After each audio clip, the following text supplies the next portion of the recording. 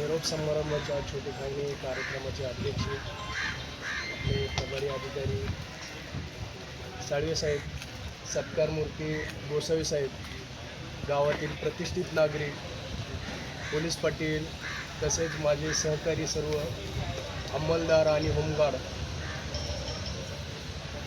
जवळपास मला या पोलीस स्टेशनला येऊन 33 महिने झाले.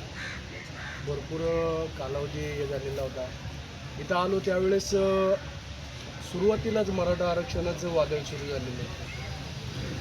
बीड जिल्ह्यामध्ये सर्वात जास्त जर हे कुठे झालेलं असेल तर त्यावेळेस आपल्या हद्दीचं जास्तच प्रमाण झालेलं होतं. त्या अनुषंगाने 5 गुन्हे दाखल होते. वातावरण एकदम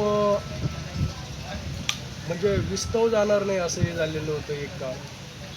त्याच्यातच पहिले प्रभारी अधिकारी यांची बदली होऊन गोसावी साहेबांनी चार्ज घेतला.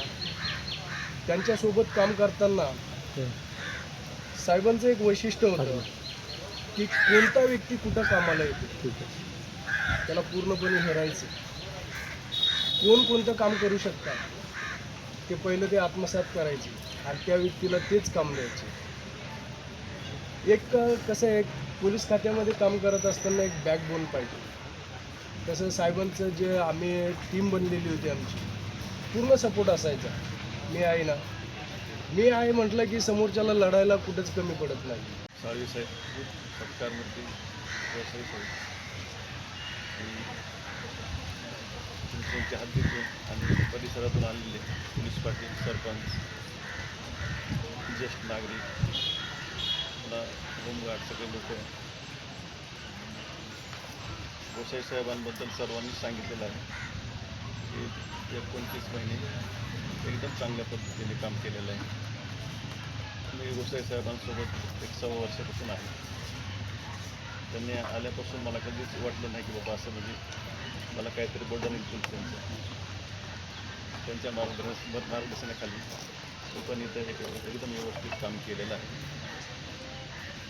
आणि त्यांचे सर्व कर्मचाऱ्यांना, सगळ्या पब्लिकला सोबत घेऊन पब्लिकमध्ये पण कुठल्याही गोष्टी काढू दिल्या नाही, कर्मचाऱ्यांमध्ये पण कुठलेही मतभेद होऊ दिलेले नाही. सगळ्या कर्मचाऱ्यांना आमचा विशाल क्षीरसागर ज्याला जसं आवडून जे क्वालिटी बघून सगळ्यांना त्यांच्याकडून व्यवस्थित सगळं काम करून घेतलेलं आहे.